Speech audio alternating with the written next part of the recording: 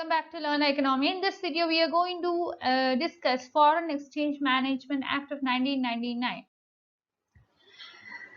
Why this Foreign Exchange Act was introduced? The main objective of this particular act, the Foreign Exchange Management Act, was to help to facilitate external trade as well as balance of payment in India. We know that balance of payment in India, it is actually not a kind of surplus, or we could see that always there is a domination of imports over exports. So when the imports are exceeding exports, what happens is that we have to pay more and we will be getting less.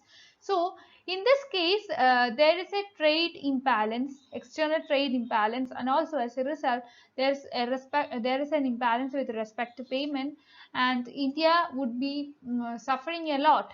India would be suffering a lot in the sense that we are getting only less compared to what we have to pay. So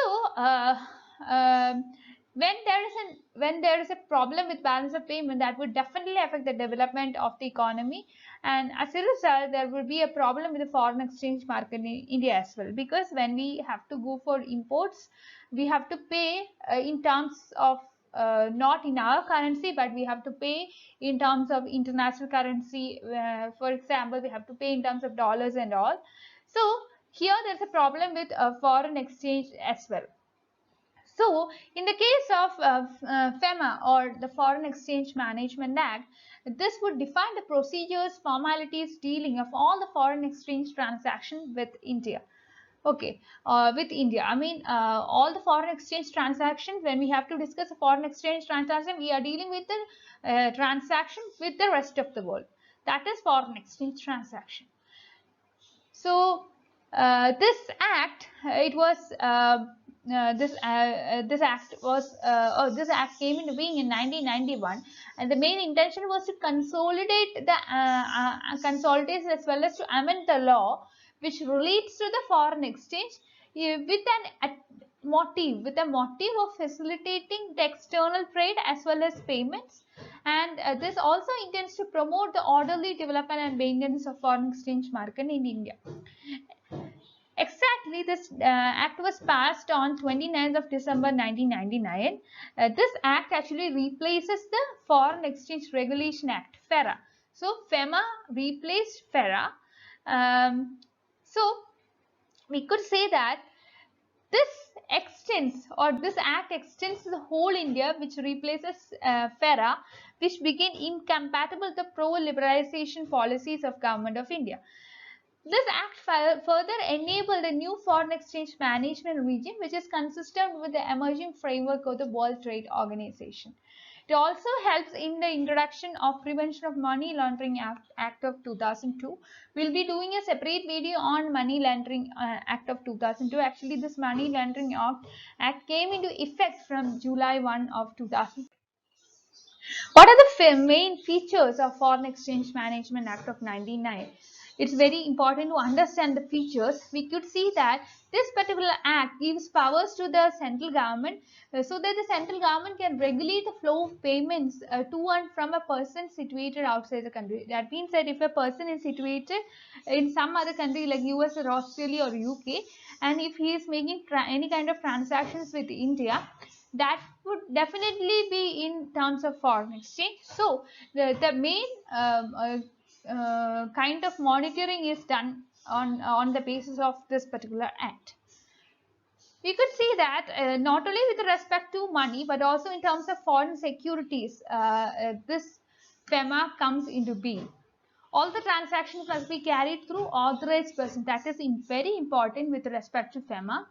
And we could see that the Government of India has the authority to restrict an authorized individual from carrying out foreign exchange dealings within the current account.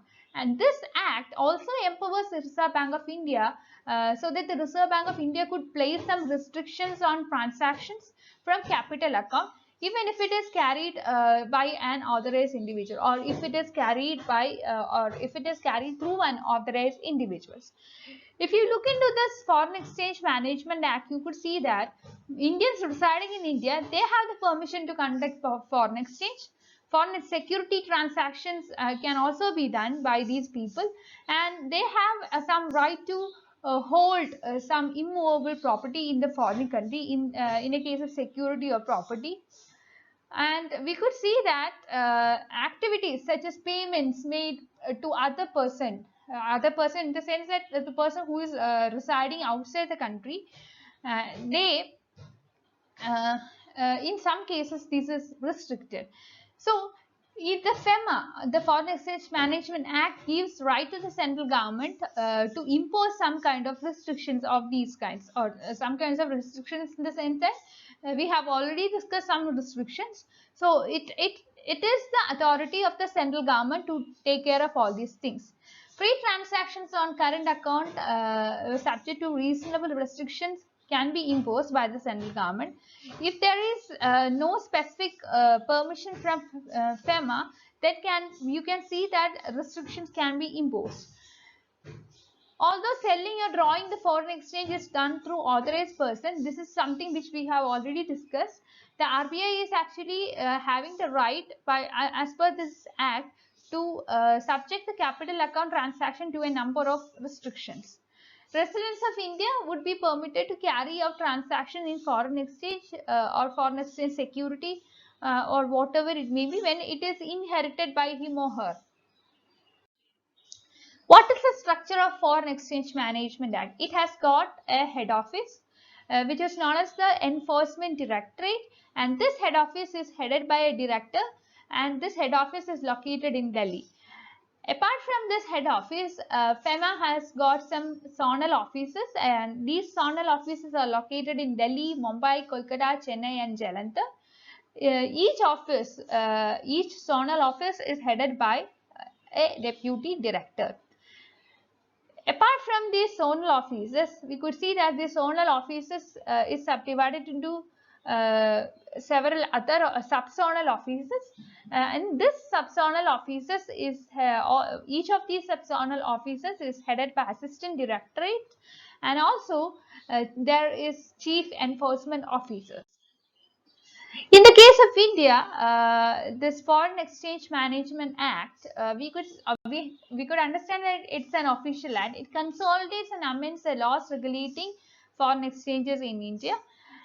We have already discussed that this particular act it replaced the Foreign Exchange Regulation Act, and Foreign Exchange Management Act, it came into being in 2000.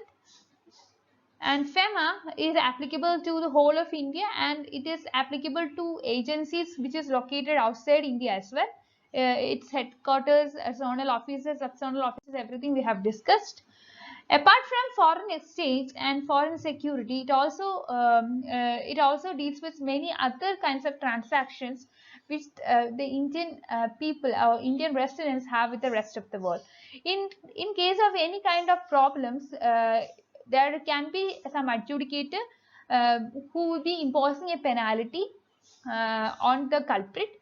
So FEMA is actually initiated to facilitate external trade as well as payments to promote some kind of orderly management in the forex market in the country.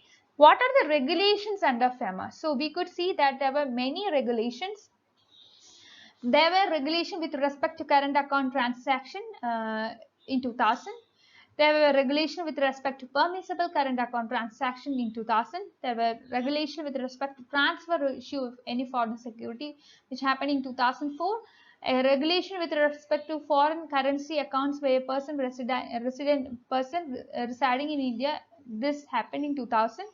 There were actually regulations or rules which pertains to the acquisition and transfer of immovable property.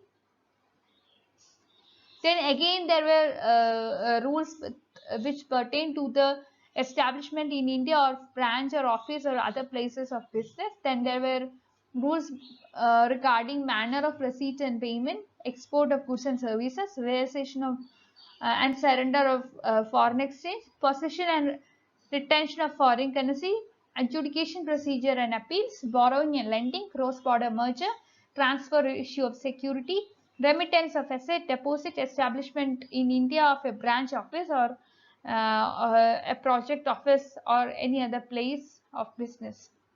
So that's all. Please like, share, and subscribe to this channel for more video. You can be a part of my Telegram group and Telegram channel to discuss aspects like this. You can discuss not only this, but also you can um, take several other aspects which are outside the videos which we discuss in this channel. So that's all. Thank you for watching.